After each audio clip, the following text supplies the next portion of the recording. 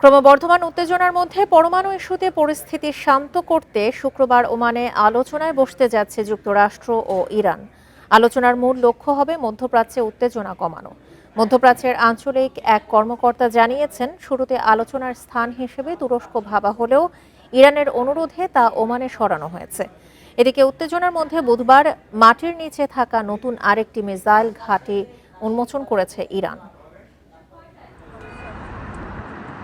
ক্রমবর্ধমান উত্তেজনা নিরসনে শুক্রবার ওমানের রাজধানী মাস্কাটে নতুন করে আলোচনায় বসতে যাচ্ছে যুক্তরাষ্ট্র ও ইরান।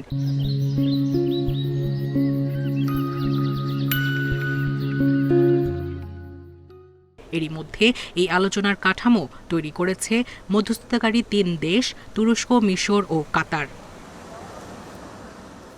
বৃহস্পতিবার এক এক্সক্লুসিভ প্রতিবেদনে আল জাজিরা জানায়, এই কাঠামোর আলোকে ইরানকে ইউরেনিয়াম সমৃদ্ধকরণ বহুলাংশে হ্রাস করতে হবে। প্রস্তাবিত চুক্তির কাঠামোতে বলা হয়েছে, আগামী ৩ বছর একটু ইউরেনিয়াম সমৃদ্ধ করতে পারবে না ইরান। এ সময় শেষ হওয়ার পর তাদের ১.৫% হারে ইউরেনিয়াম সমৃদ্ধকরণে অনুমতি দেওয়া হবে। বর্তমানে ইরানের কাছে উচ্চ সমৃদ্ধকৃত যেসব ইউরেনিয়াম আছে তার মধ্যে ৬০% তৃতীয় কোনো দেশে স্থানান্তর করতে হবে। এছাড়া ইরান হিজবুল্লাহ বা হুতির মতো বাহিনীর কাছে কোনো অস্ত্র ও প্রযুক্তি পাঠাতে পারবে না।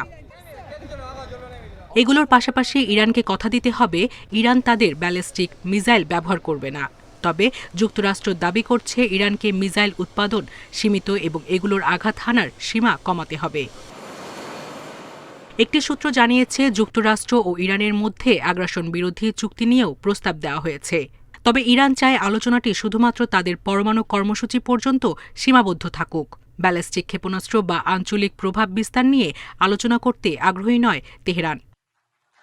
আলোচনায় যুক্তরাষ্ট্রের বিশেষ দূত স্টিভ উইটকফ ও ট্রাম্পের জামাতা জ্যারেড কুশনার অংশ নিতে পারেন। ইরানের পক্ষে থাকার কথা পররাষ্ট্রমন্ত্রী আব্বাস আরাকচির।